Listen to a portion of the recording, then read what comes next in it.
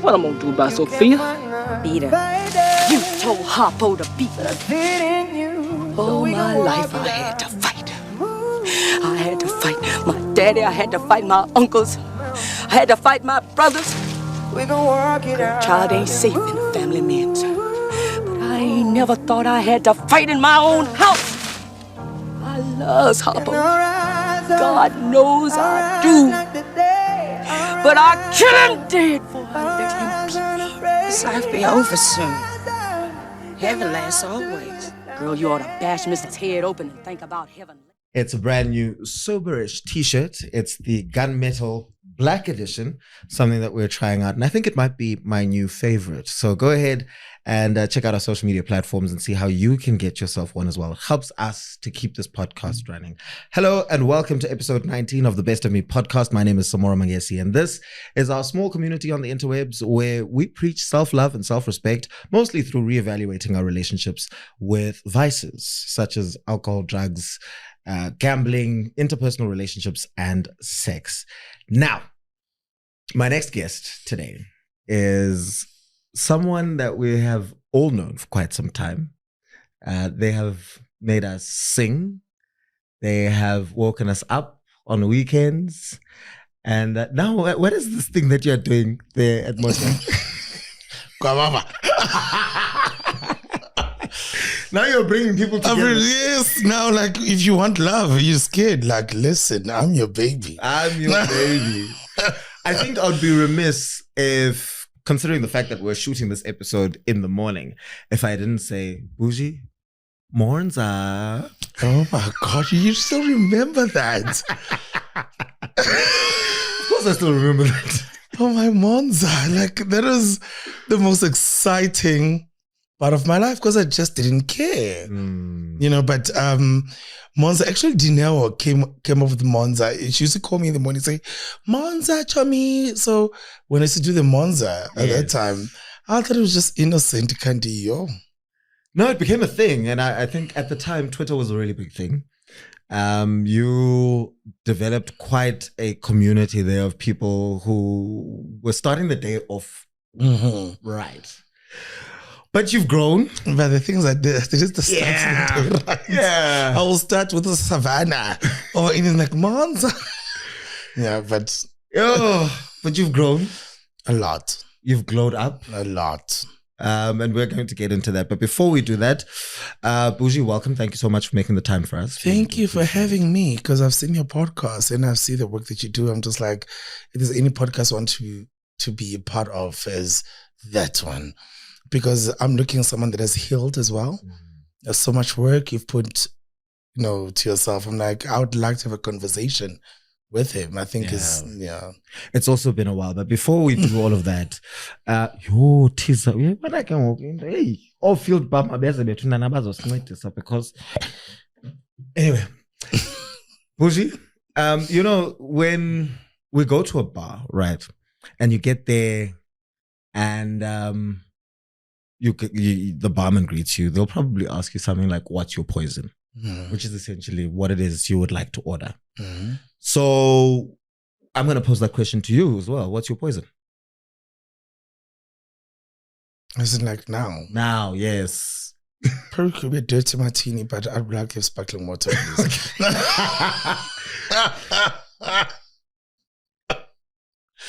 It's the magic of my gosh! Thank you so much. Ooh, ASMR. I need water. Oh. You've also just celebrated your birthday not too long ago. I did, on the 10th of February. So the party was on Sunday. Happy belated. And then continued till literally this morning. But ooh. Anyway. Ching-a-ling, ching-ching. Cheers. Make sure I look you in the eye. Don't want 7 years of bad sex. I'm not even having sex. Are you having sex? Neither am I. Neither am I. But anyway, so Bujy, when someone asks you what's your poison, the most natural thing, most socialized response is telling them what your drink's order is. However, if we look at poison in its inherent form, in what it is. It's something that we ingest and it eats us up from the inside. And that can happen in whatever's going on in our lives, whatever's going on in our minds, whatever's going on in our hearts, things that really just chip away at us consistently, whether it's worries or... And so with that said, I'd like to ask you that question again. What's your poison? You was one. I think my social life. Okay. Yeah. How so? I overextend myself because of the industry or the career that I'm in. It's you need to be an extrovert. You need to be this, and honestly, I'm not even that exciting. You know, that's why I'm the most chilled person. My friends will say, "You're actually so boring when you're not on stage or you're not on TV," and because like for me, I'm just like, it's work. Yes. And my social life demands me to literally be that person all the time. So, which means you don't knock off. Yeah. Yeah. It's funny you say that because just 2 episodes ago, I had the exact same conversation with Uzokondima talking about how every single time I step out of the house, for me, it's a performance. It's a performance. And it consumes you because you just, even coming here, I woke up and I said to my friend, can I just have wear a simple t-shirt and say to me, the whole world is going to see that. It's Samora you're going to. You can't dress like that. I'm like, yeah, I'm not, I just want to be chilled. But the thing is that our work follows us all the time. And so your knockoff time is not really knockoff time. Yeah. And that's why I'm saying my social life is my poison. When we look at your social life, there is the extrovertedness about you. But maybe take us through some of the conversations that you have with yourself when you are by yourself and there's no one around, there are no cameras around, there's no mic around, and it's just Bujy. I think I'm the most funniest person when I'm by myself. Yes. I'm so funny. I even laugh at my own jokes. Like, I cry a lot. And I remember I told my therapist, like, why do I cry so much? And then said to me, because you need to let it go. Like, there's certain things you're going through that nobody knows. And I cry a lot. I even think of myself winning an Oscar sometimes. Yeah. I'm like, thank you so much. And I just think, not even thinking, I just know for a fact that I go through a lot, and my alone moments give me a chance for me to be me. And so I laugh at my own jokes. I would watch Ustumo. I'll still watch, go all nostalgic, like, I would because those things are like comfort for me. I love that that's comfort for you. Do you know what's comfort for me? Which I think your psychologist would probably have a major issue with. True crime. I will watch Channel 171 Investigation Discoveries. I'll go sit on YouTube and I'll watch murder with my husband and this and that. And it brings me so much comfort. I just sit there and I'm like, oh my gosh. Do you understand how psychotic people are? Do you understand that asikwa right can? And also, not to be racist or anything, it's always like when white people do these crimes, I'm just like, how did we get there? And now I think also true crimes, you look at your people, just like, you would probably do it. Yeah. Yeah. But I think it's also just the curious mind, right? Trying to see what leads people to that. And I think a lot of the time when we are unable to speak, when we're unable to have conversations with ourselves and with the people around us and have safe spaces, those are the things that really could end up leading us to breaking points in our lives. Are you aware that everything stems from love? When you don't see yourself or you don't love yourself enough, or then you always feel the need. If you love someone more than you love yourself, and then all these true crimes, look at the basic thing. It's about love. Yeah. It's not about oh, I want to be rich now. No. You want to be rich so you can be loved. What is the difference between Bujy was Orange Farm, no Bujy was Johannesburg? The biggest difference that you... Funny enough, I just moved back home, right? Okay. So I moved back Orange Farm because I felt so lonely. I felt so lonely. And I just wanted to have family around me. And my brother's kids entertain me. So it's no longer Malum Tamba or Babam cool. So every time when you call me, you hear kids, Babam cool. Like they're making noise, they're doing something. And Bujy was Orange Farm. He just wanted to grow. I think Bujy gave birth to Utemba. Bang was Utemba. Stemminkosi Junior. Yes. So Bang was Utemba Kai, right? So me getting to Joburg, I left home when I was 19. And when the Bujy name came, I was at YFM. Yes. So everything that came with Tim Mingos at that time gave birth to Bujy. So Bujy has always been on a survival mode. What's exciting, that's why people thought I had a big PR team. I've never had that. Because it was more of me being me.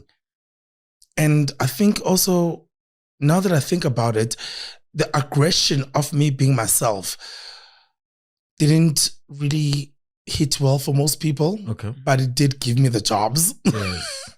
But so there's a difference. It's more of a Utemba gave birth to Bujy, and then Bujy ran with it, and I didn't knock off. Yeah.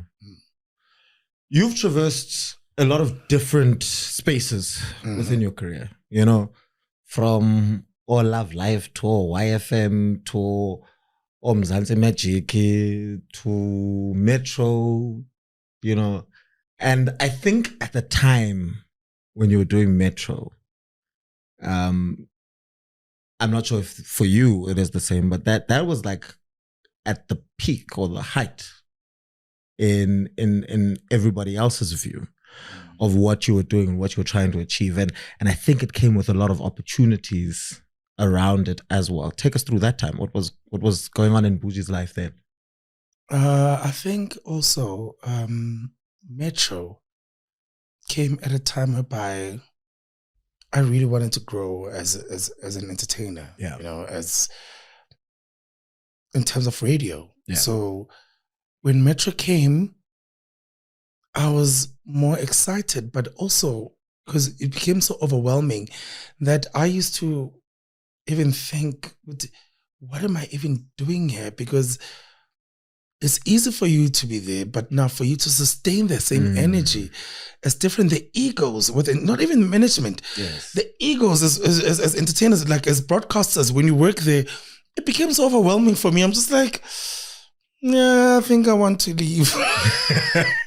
But it was the most, and thank God for Tony, because Tony used to listen to me. Yes. And I'll tell him, I don't want to do gossip news. Yes. I don't want to be that gay guy anymore. I don't want to, because when you're gay, it's easy for us to put you in a... For them to put you in a box, for them to see you as a caricature, for them to... Yes, that's why I'm like, gossip me, nah? I'm like, no, I'm not going to do that, guys. As much as I've auditioned for your show, though. Real composer. But I'm like, I don't want to be that person. For the longest time, I said, I don't want to be this. I don't, please. And when Metro happened for me, it gave me life. Yeah. It gave me sustainability. It gave me guys. And I mean, I remember having a conversation with you about it. And you spoke about how long you had been knocking on that door. Tell us about that and that resilience and knowing that that's where you want to be. And even through the not nows and the rejections and all of that, why is it that you kept knocking on that door until it opened for you? I kept on knocking because I was like, this is where I belong. I'm one person. If I want it, I will get it. Yes. So I knocked so hard. I remember Usbongile was the head of Metro Film at that time. And I met with marketing. Zanele was now, she was part of BET or something. I went there and I just didn't care because I just wanted it. And it made sense for me to be there. Yes. Do you understand? Because I wasn't the only one who was knocking. A lot of people were knocking. But for me, I was like, I didn't come there and said, I've got big followers. And I said, I need you. I didn't go there as a superstar. Yes. I said, I need Metro FM. I need this platform. I want to excel. Yeah. And I'm glad that it worked in my favor. Even though I was the show with Dinewa, I didn't want to work with her. I didn't. She also didn't want to work with me. So already we just didn't want, but we made magic again from YFM and then now Metro. And then from Metro, joining Moji and Look Love and everybody. It was, for me, it has always been growth. Yeah. A lot has happened. I can see where you're going. I can see where you're going. A lot has happened. Around that time, you know, you are the Bujy. And then stuff happens. And I don't want to say things are taken away. I don't want to say people distance themselves. They did. You also did.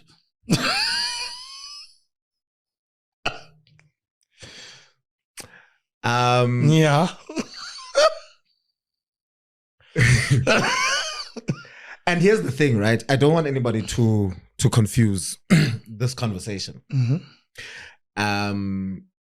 Because there's the very big energy of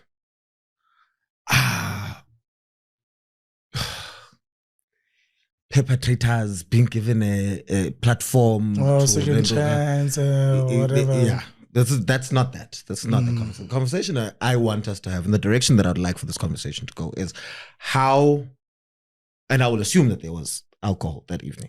Oh, yes. Yes. How one drunken night or one drunken moment can change the trajectory of your life. So I don't know where you want to start with that. I think people don't understand that alcohol is a doorway. Yes. For most energies, right?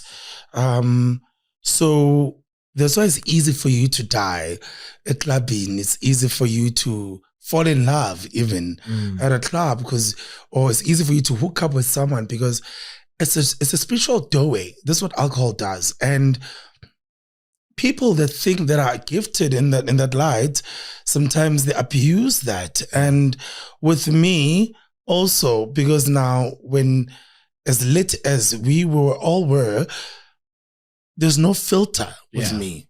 Like, I will go there with you. But I've learned that don't do it. Yeah. And then how did life change after that? Because funny enough, because there was a work opportunity for me. I was signing a new contract and 2 days later, I was signing a new contract. This was invited there. Okay. I was signing a new contract as the new brand ambassador for Huawei. Okay. And when that night happened, I remember I was supposed to get to my car that week. I was buying a new car. You know, when we went into 1 minute, that's all it took. And then I knew that spiritually, everything was clashing. I even said, why did I even go there? People lost their jobs. So much happened that night. And I'm just like, a lot I've learned, and I don't want to be that person anymore or be associated with anyone like that. You know, it's more of a, instead of being a blessing, it becomes a curse. So, you know when things happen, right?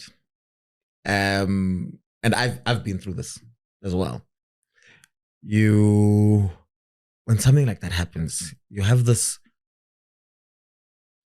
hope, or you're just like crossing your fingers, or it can just go unnoticed. You're just like, oh my gosh, can it just? And then the headline comes out. And a wrong headline. Okay. Because when it came out, I was like, why are you lying? Why would I hit someone with a bottle of champagne? I am not that brave. And if I am, you must know, maybe I was fighting for my life, but no. So you didn't hit them with a bottle of champagne. What did you hit them with? No, they wanted to hit me with a bottle of champagne. Okay. That's the most shocking thing, because everybody thinks because I'm a giant. Yes. I am this tall. Yeah. Do you understand? You talk about someone who's like 5 feet higher. Like, so when you want to, so I'm just like, no, don't do that. I'm like, hey, wena, suga. Okay. Not knowing it's going to cause harm. But it's one of those. Okay. So the headline comes out. I hated it. Where were you when you first saw it, or you first got the call that said? I was working for Viva Nation Radio, which is an online radio station. So my viewers online, Viva Nation Kenya has the biggest numbers for me. Yeah. And I spoke about it a bit. And then when I told my bosses already, this is what happened last night. And I'm like, okay, cool, let's take it easy, because I tried reaching out to say, let's have a conversation, but it didn't happen. So when it hit me, I was with my sister. I was like, now I'm #1 trending. I don't know what to do at that time. I don't know what to do. My soul's like, okay, it is what it is. So now let's do this. Police called me.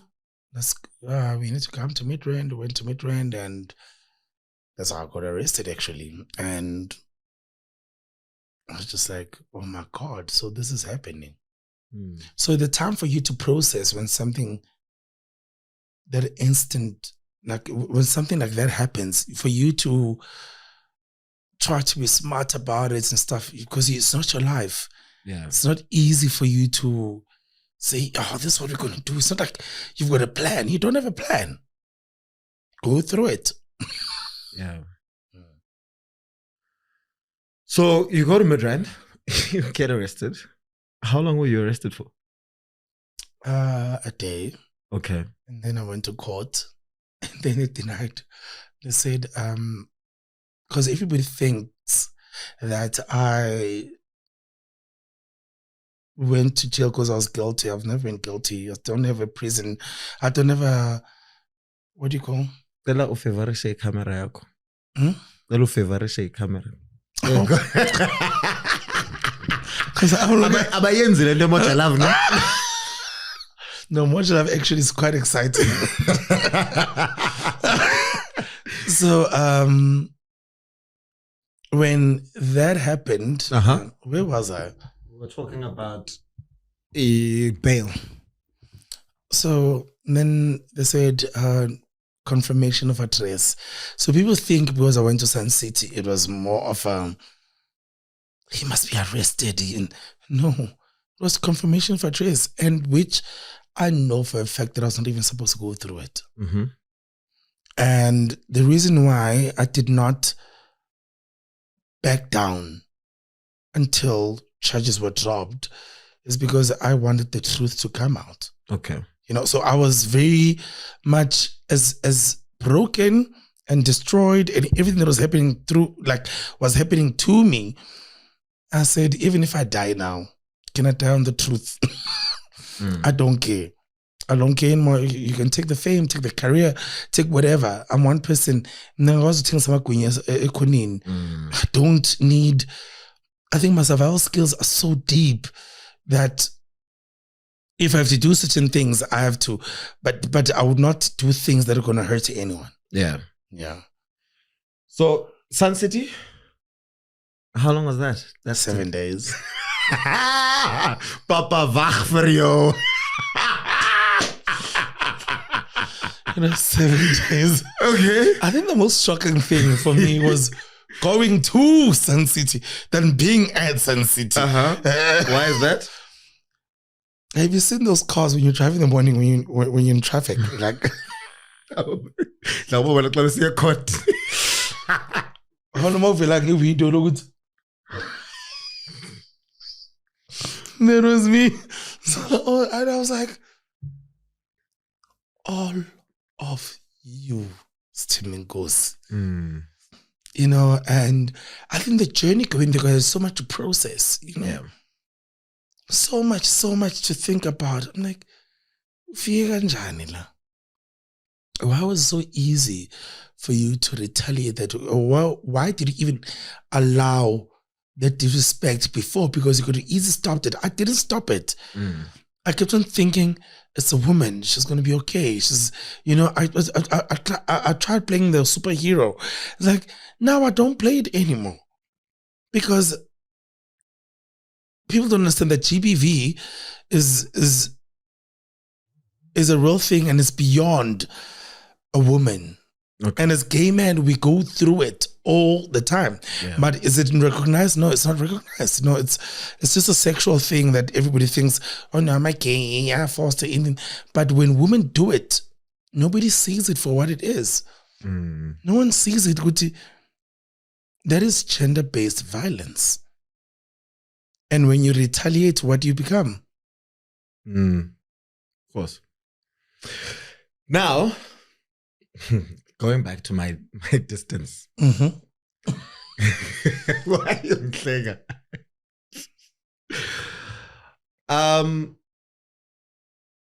I was not in that room. Right. I don't know what happened in that room. However, there were other people in that space. What stance did they take when all of this was happening in your life? And what are your views and feelings about them now? Everybody was there that night is a lot close to me. The journalists, the head of PR, the marketing manager of it, my friend was there with me that night who was literally attacked as well. They're not close to me because I've just learned one thing. Because of the industry we're in, everybody will choose to be on. If you're in trouble, instead of me standing by you and saying, okay, cool. What happened? Samora, let's have a conversation. It was so easy for them not to say anything. And I'm like, but you guys were there. Yeah. Why are you not saying anything? Like, do a meeting? But no, we are trying, but anyway, you know, like right now the country says, come on. And take us through some of the things. I mean, yes, those relationships maybe seemed important to you at the time, but there are other things that you have lost due to one drunken night. Take us through some of the loss that you have experienced, and maybe during that time, as things were falling off, what your heart was telling you, what your spirit was telling you. Let me tell you something. When you speak about it in terms of that moment, I died with it. A version of me died. And I remember going to my mom's grave and being like, I am leaving this burden with you.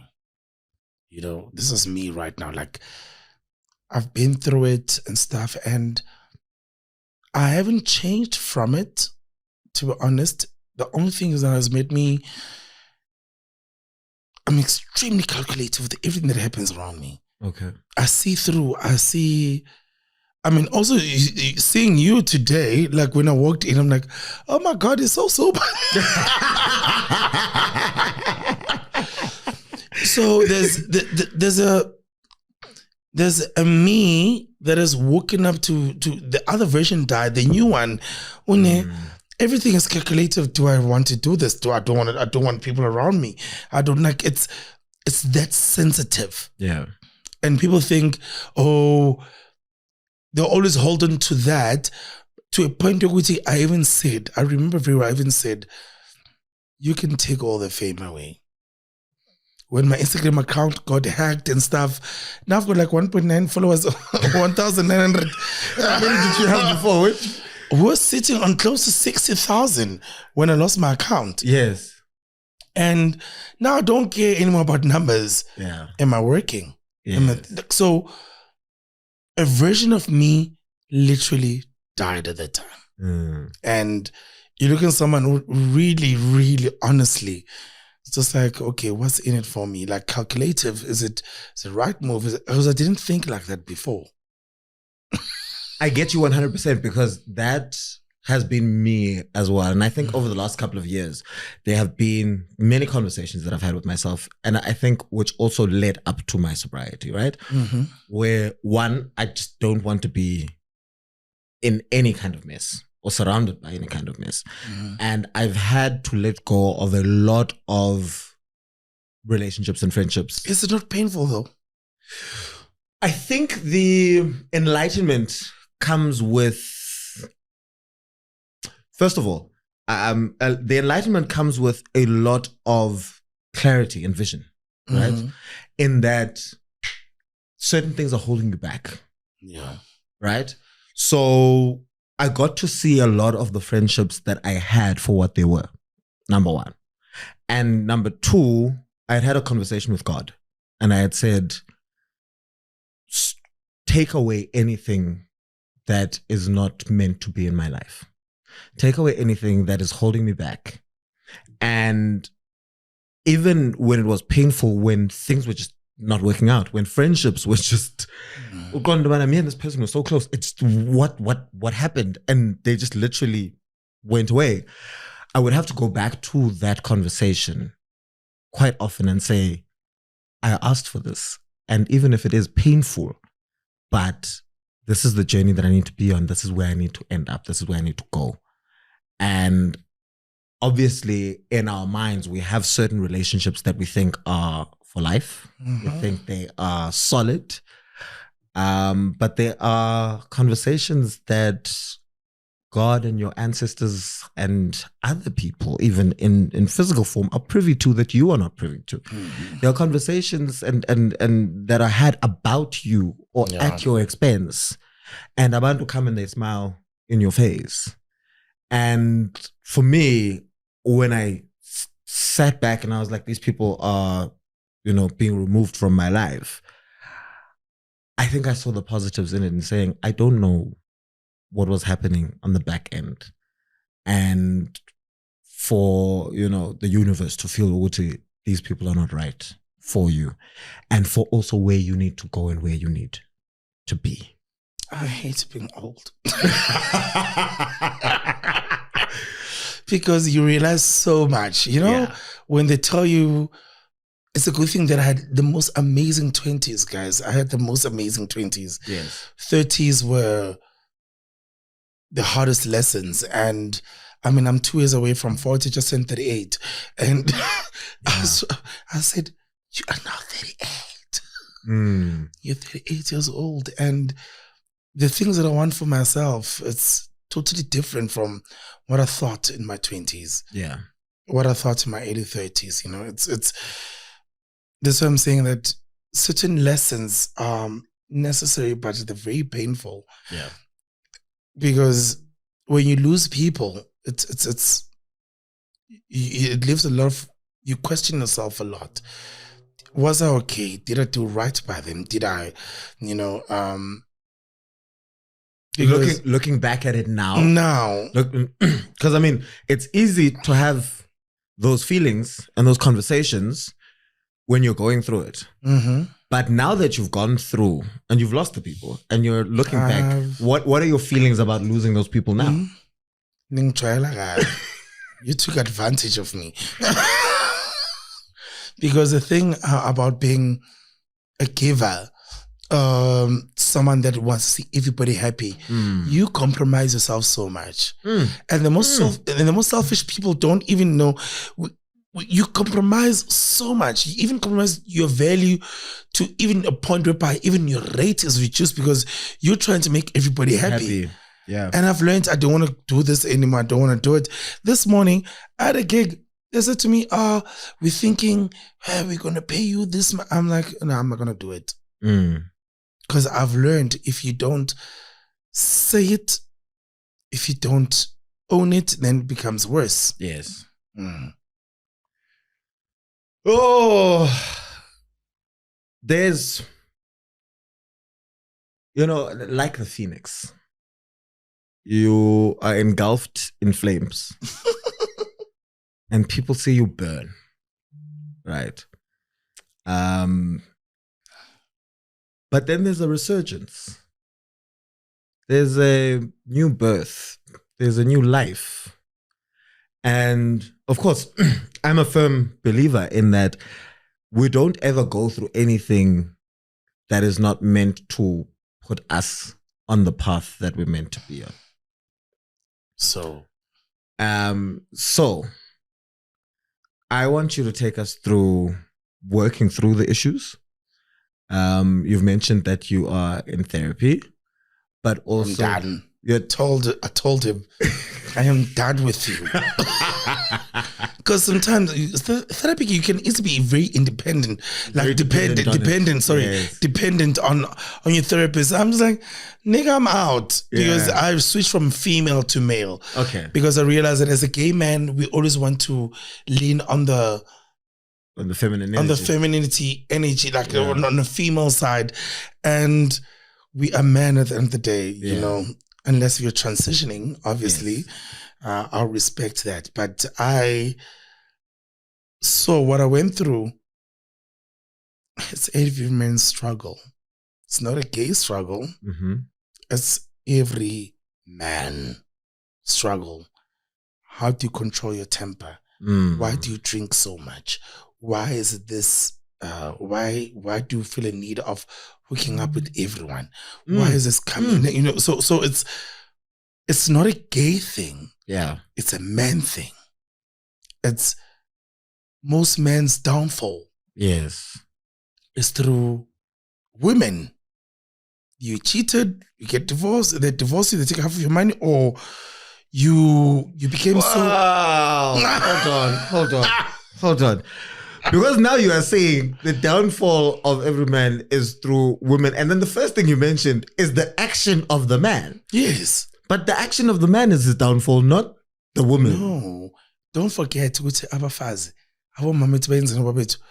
they want the same energy that our mothers did to our fathers of being humble, don't have a voice, don't, I just bought groceries. What are you complaining about? I can sleep with anyone. But that's the man's issue, right? It's who allowed it. Okay. I can misbehave, but do you allow me to? Okay. Do I get away with it? Because now women were put in a position whereby you need to accept it for what it is. Like, don't, why ukhala? Ukhalelani yini engaka? Hence about abafazi babafabazi. Kuthiwa bekezela kuthiwa bayimbokodo. Ucabanga ukuthi tatakho uphumaphi? Not because women were not doing dirty things, but it is what it is.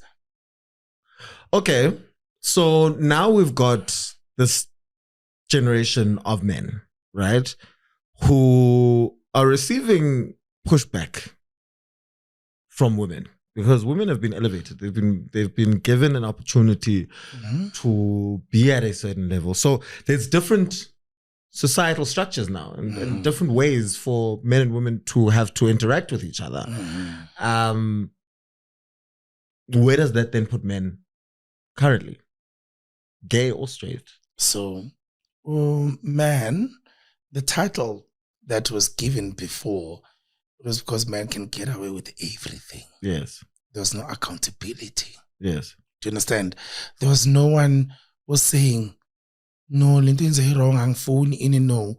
Or I mean, through centuries, even not even like a generational thing, like through centuries, like treating women in a certain way, like women are very disposable. Yeah. You know, when you get a boy child, if already the child is entitled to so much. Already this boy is entitled, and then now the girl child, but it puts men on a now reflectionist work. We need to sit down. I remember when Celsi at that time did take a girl child to work. Yes. I was in grade 10 and I was left with the boys. And that time I'm very queer. Yes. And the girls left, you know, and then Sasala Sangabafana. Actually, this more I enjoyed spending time with boys.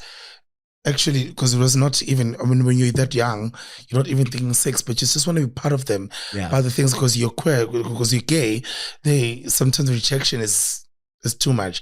But I had so much fun. And then I just realized, Guti, shame. Now the girls are going to see the CEOs and we are left here by ourselves and we need to figure it out, you know. But the bromance was nice, not complaining. And then we left here, and then the following day when they came back, when we went to school, and then they had these diaries, they had so much things and stuff. And I remember my friend was dating this guy at Lasin, and then it's, oh baby, and then I laughed. I'm like, he's not even going to use a diary, number one. He was stuck with us the whole day. So what are you saying in terms of developing a man?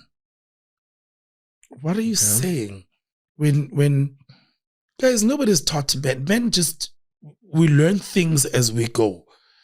Women have been taught things. I mean, umfazos patagaso in abantu bahamba bayoluka, you know, and then they come back, become the worst version of themselves sometimes. I mean, I'm from Orange Farm. Makulwane goes to entabeni abuye mabuya yi bakufundisa lento le. So the empowering women is not wrong, but also thinking that women must come back and try to sustain men is another thing. Okay. Yeah. And also women must understand, when you ask for 50-50, you literally subscribe to also taking responsibility of being the masculine energy. You know, as much as we're saying men must provide, men must do things, and women have been providing way before. So, and I know this is going to be a very controversial take. Gulendo ga 50-50 and the masculine energy that you're speaking about. Do we hold women accountable enough? No. I guess that answers me. No, you don't. To a point of which women feel it's easier to put men through shame of not affording them, of not doing things for them. When herself, Yena Iwan, can you do those things for you? I've always said, I will not demand something from Gue when I cannot give it to myself. Okay. For me, it doesn't make sense. And that goes beyond just the money, right? It also goes to things like the respect. You can't demand respect from other people if you don't respect yourself. Respect yourself, like if you don't show other people. And this is not just about Lendo. This is just generally in life. Anybody, men, women. As a gay man, I've even lost the thing of roles. I'm top, I'm bottom. I'm like, oh, there we go. Is that not because the pool is getting smaller? The pool is big enough. Let me tell you one thing, especially if you are a bougie, you work hard. I mean, it's easy for you to get to the button. It doesn't work anymore. Oh. It doesn't. I want this top. I'm like, oh no, I'm a top of I'm a week. Yeah. No, like for me, it's more of if gay men can lose roles, we can lose the roles of sexual, like of heterosexual. Exactly. Yeah. If we can look at ourselves and be like, actually, mchita or whatever, or in let's make it work. Like there's so many things that so complicated. That's why I'm actually this is so boring. How long has it been now, Ngachol? Well, I was attempting a new relationship. I haven't spoken to him now because we're on Telela. I haven't been dating since last year. Before the Easter weekend last year, I dated someone for 2 weeks. Oh. Yeah, and then he did something like he slept with a friend of mine, and then so I'm just like, don't want to go through those things. I get you. I really do. I think if the most shocking thing is that people will think that I've got so much man in my life, like I've got options. No, I don't. I'm not even that sexually active because. Do you not have the options, or are you just picky, or are you just reserved and pulled yourself? Because now it was easier years before, but now saying Senzan. Yeah. What are we doing? Like, do you want to be with me? Let me tell you, I will not be the most attractive person probably with you, but when I would like to think that at some point you would choose me. You know, I had a conversation with an ex of mine in December. You still talk to your exes? You're like me. Oh yeah. Oh no, you're still in love with him. Oh No. You should have seen your eyes. You're still in love with him. No. There was a confession I wanted to make, but I was just like, no, we did a lot more than talk. Oh my gosh. I would call it, we went on a bit of a date, right? But it's not a date. It wasn't a date with intentions of getting back together or anything like that. They're one of the people that I really like having chats with because I feel like they actually genuinely see me and we're able to have proper conversations. So they said something to me and they're like, when I've always gotten the sense from you that you always want this big sacrifice from whomever you're with. So him and I haven't been together since 2018, Like I always get the sense that you want this big sacrifice, and you want to be chosen, through Lendoga, and it stuck with me because I got to realize, Ndobana, I was always putting myself in situations where I had to be chosen, where the other person kind of had to prove that I was important to them, right? And it dawned on me, and I think probably that's also why I've just been so nonchalant to the whole dating thing, because I'm just like, I want this big, grand, and when I say grand, I don't mean like you need to have grand gestures or anything, but I do want to be made to feel like I'm an important part of your life and that you are actively choosing to have me in your life. But I realized that I hadn't really chosen myself, right? Because I was going against the very thing that I wanted other people to do for me. And that's the choosing me. And I saw it in my reflection of the types of people that I was allowing into my life. And it was abantu who had shown signs of disengagement, being aloof and arrogance, people who had an element of narcissistic traits, which already puts you on the back foot. Yeah.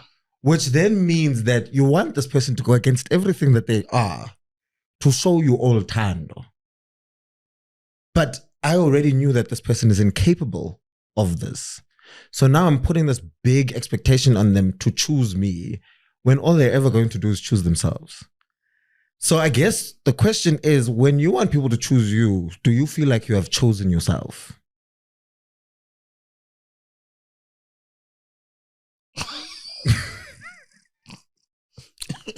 You were just saying now, I don't expect from other people to do things I can't do for myself. And a lot of the time we look at it from a material perspective. But there are just the things that we need to do for ourselves. Because we can say people have taken advantage of us. But how much of those times have we been doormats and lay ourselves down and allowed people to walk all over us? I've laid my standards by the river. Okay, my figure solo. Okay, that meet me at the river. I've laid, when you go to the lowest of the lowest in terms of dating, in terms of, let me just do it. You're eating born. It has never helped. And that's why I've learned, Guti, certain things,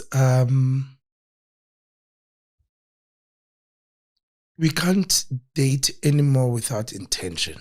Absolutely. Oh, yes. We can't date without intention anymore. We can't, you are wasting your time, you're wasting resources, and there's things that also sometimes people prioritize sex.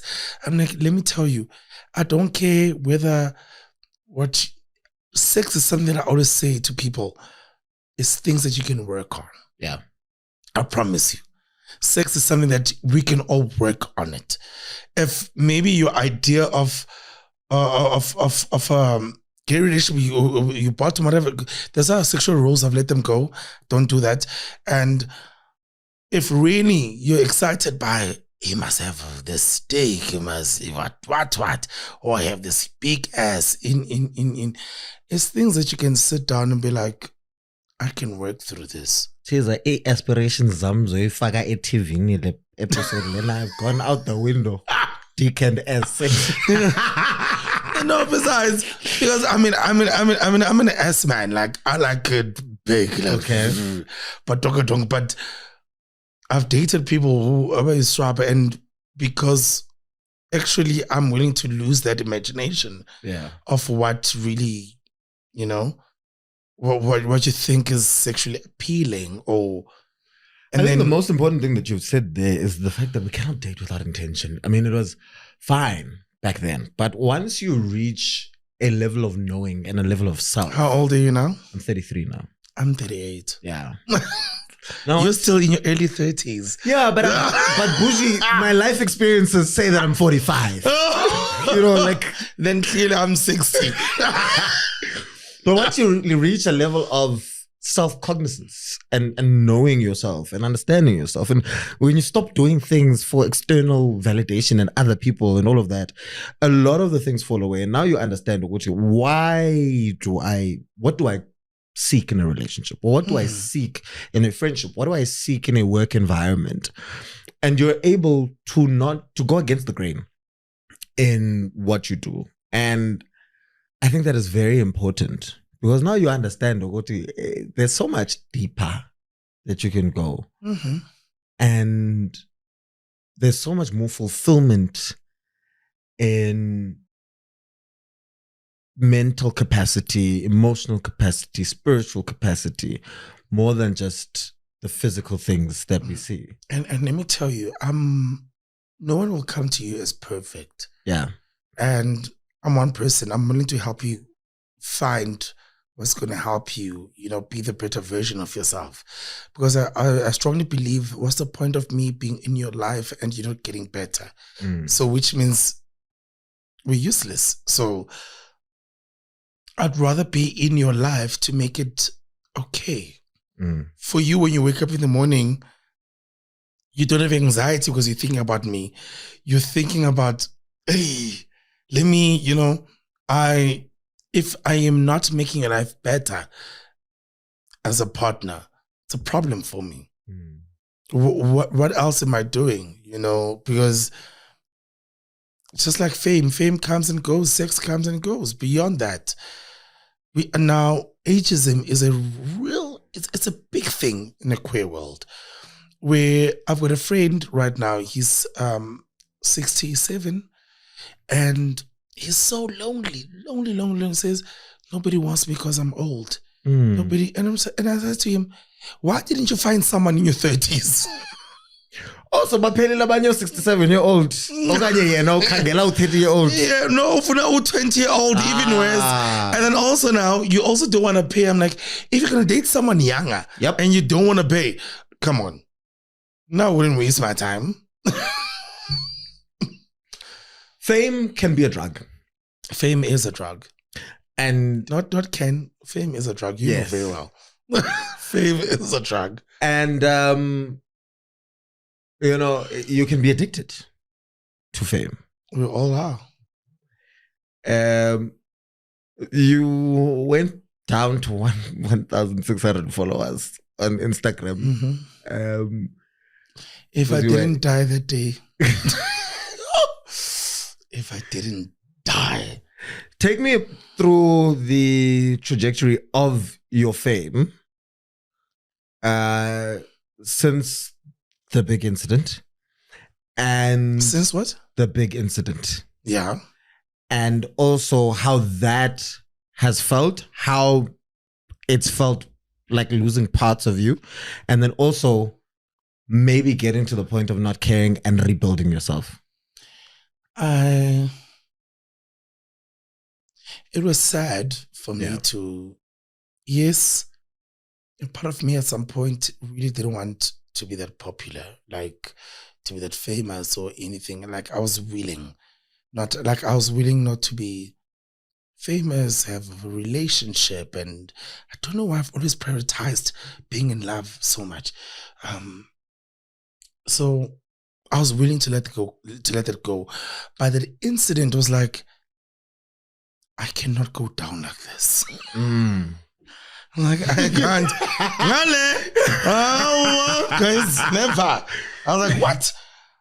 I don't have to be famous. I don't have to be famous, but when I'm not famous, when I'm not famous, it was not. Please, okay. This cannot be the last version of me.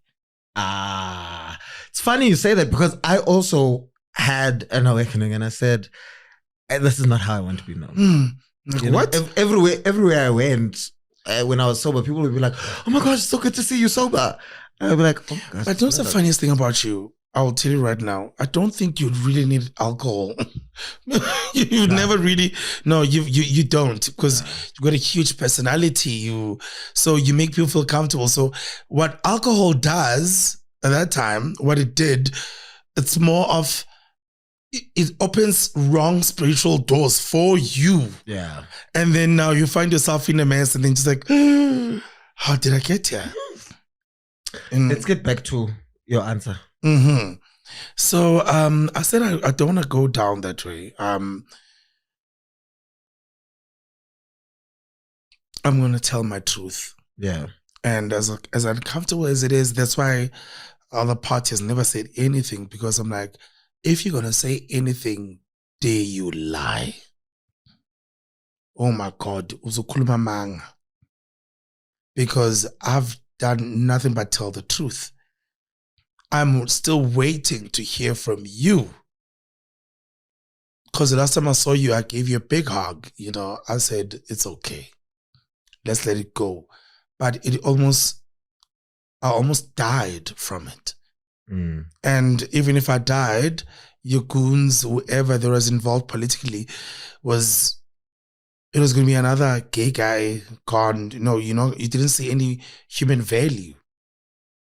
Do you understand? For me, Guti, okay, you know exactly what happened. At what point don't you say, I was wrong?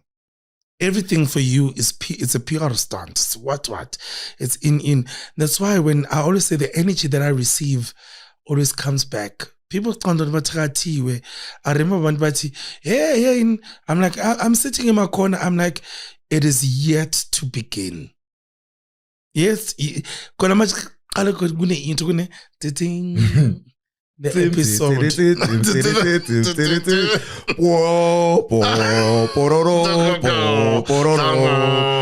Alu Game of Thrones. Okay, yes. 8 minutes long. You're just like, can you just start the show? And then when it happens, now people are gonna say, oh no, my love, you went out of your way to plant that seed. You literally went so deep in it to a point where you even lost yourself. So it's okay. When the tree, no one actually has cut, it must bear the fruits. I'm waiting for the fruits. You guys are only seeing the tree now. And I know what's going to happen.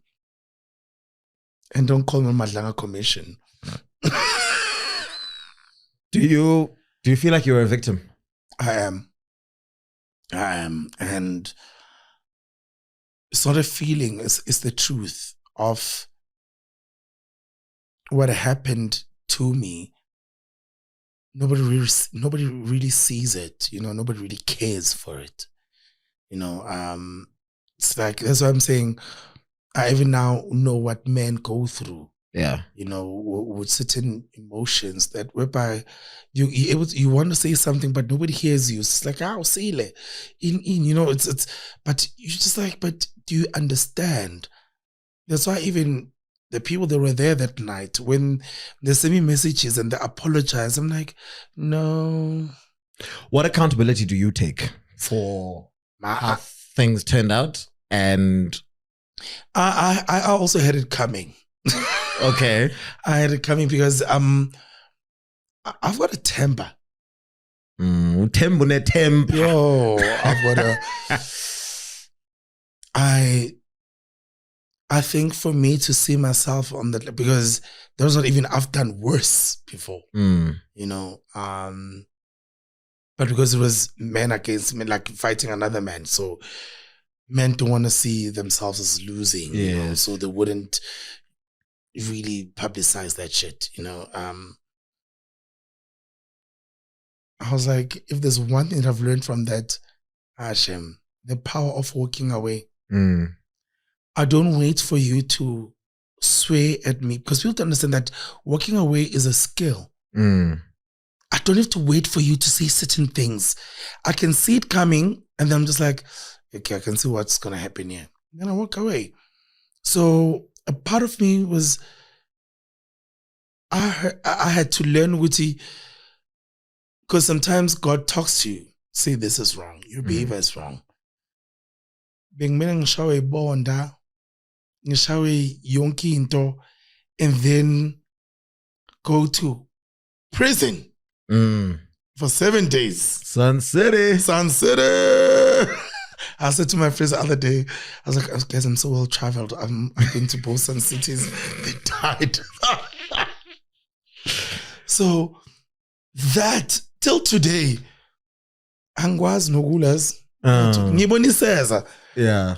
I'm out of this. Just the energy shift. The energy ngibona iseza. So before I used to be until what bandinta. Oh no, I'm not going through that shit. Like, no. I'm suffering next time. I see it happening. I say, in relationship with somebody triggers me. I'm just like, ish. Because I know what I'm capable of. Now I know. It's easier for me to be punished than any other normal person. So I think that's another very big conversation I had with myself. In Deobana, we may do the same things as everybody else, but we are not everybody else. And it's very important for us to understand who we are and the responsibility that comes with that. We may say, we want to live the most normal lives. We don't want to be role models to anybody. Abazali babandana must be role models, but we're held to a different standard. True. And the amount of times where I got stopped or arrested for DUIs, there was a different energy there to anybody else when they're stopped. there's the land over, oh, it's a celebrity, already. So, and we've chosen to be in this life. We could have shunned our talents. We could have shunned our gifts, but yes, can I just be in a corner sometimes? Exactly. But here we are. Bujy, unfortunately, we are out of time. I do want us to get to the good parts. What have you learned? How have you taken that, ran with it, and used it to rebuild your life in order to have the resurgence and the comeback? That you're I'm a survivor.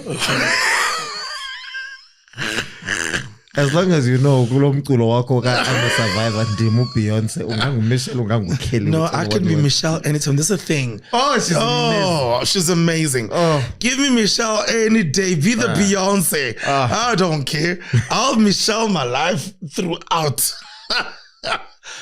Funny enough, you speak about Michelle, and I've always said she's always, everybody needs a bridge on a song. Absolutely. And people would undermine that, would think that you're not that important, but you are that important. So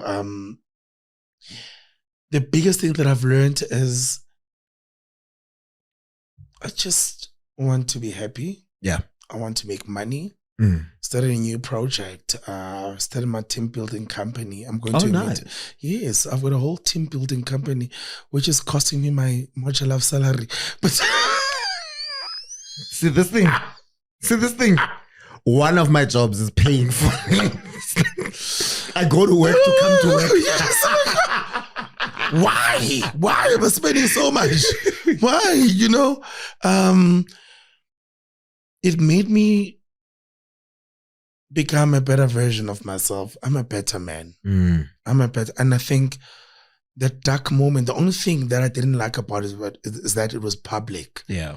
I think but would it have really changed you if it wasn't? It wasn't. If it wasn't, it couldn't be shy. Exactly. Yeah. Sometimes you need to have your panties pulled down in front of everybody in order for you to change. So that changed me a lot. My empathy is different. My idea of love is different. And my hard work, now everything needs to make sense, However, I've been blessed enough that I work every week. Most people don't have the same privilege. I get paid every week without fail. Yeah. And it's an exciting feeling up until then you are living beyond your means. Also, it has made me realize the dynamics of the world, what a man goes through. I understand when Nandi said, give men grace, but at the same time, I'm like, don't give them so much grace.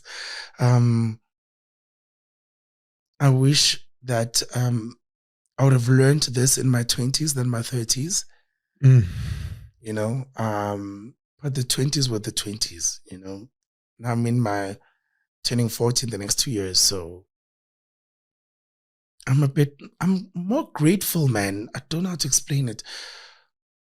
I'm chilled. Yeah.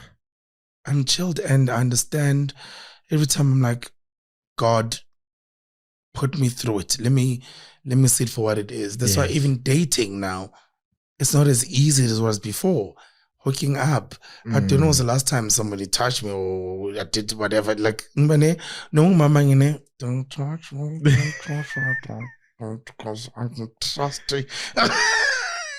So there's a lot of growth in me. And have the invitations to events started to come again? No, do you know I don't like events? I don't like events as well.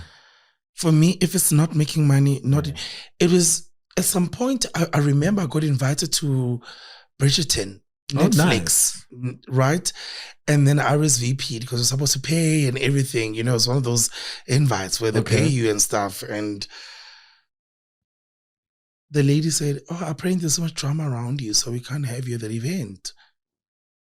And then I decided I'm not going to attend any events. And besides, I'm events so much. It's no longer like our Vusu days in Abana budget. It's like I want a budget. I think for me, it works for them.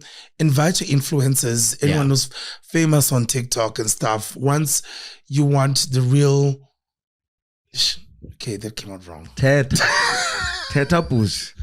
Once you want real talent, once you want people that are really invested, then you're going to know when to invite them. Okay. But am I really interested in attending these events? No. The only event I'm looking forward to is Durban July because I'll be working throughout. But now, no, I'm working this weekend. They just hired me. So if it doesn't give you money, don't be concerned about it. It's okay. It's nice PR, but I don't really need it right now. Oh, speaking of things we don't need the drama. We don't need the problems. And I wish you all the best in everything that you're doing now. Hopefully, as you are team building, you will build your team so that you don't have to do everything by yourself. And That's a good word. Yeah. Smart boy.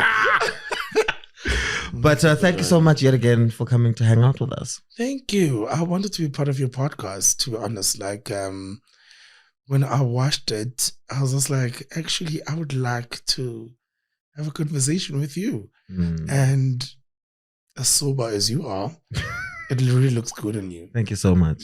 It really does. And thank you for your growth. And don't shy away.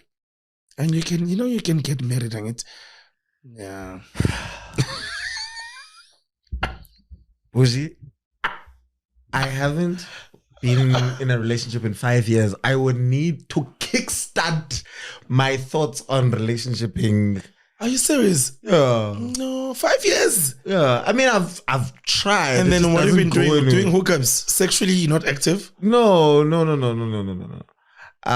So also my perception changed, man. Like, I've always been a relationship What person. triggered you? Yo, ufuna sihlala for another hour. What triggered you? It's a conversation you can have off camera. Yeah, I'll tell you about it. But thank you so much. To you at home, remember to comment, share, like, subscribe, and click on the notification bell so that you're notified every single time that we have a new podcast episode going up on Wednesdays at 3 p.m. Bujy, for people who are looking for you, where can they find you? We'll grow your 1,680 to 1,682. So it's Temikosi. Oh, I use my real name a lot lately. Okay. So it's Temikosi, ST, not SIT. So it's Temikosi Bikwa on Instagram, and then Bujy on X, and then Bujy spelled BUJY, and then Bujy Bikwa on TikTok, which is my favorite platform right now. What a great because I learned it, even when I see your podcast and stuff, then I click and then I watch the whole episode, and it has become like my new family. And I always comment. I don't like just liking and then I always comment and tell them like, yo, show me. Or like I just like how everything is. Yes. It's just there on TikTok. Even though they don't pay the influencers money, I wish we can start doing that for South African influencers, because the amount of work that they put. No, absolutely. No, they do. So, Bujy, uthi nimkhangele phayana ke ku TikTok, mna nandifumana ku Samora_Mangesi across the board. I'll see you at the next one. Bye-bye.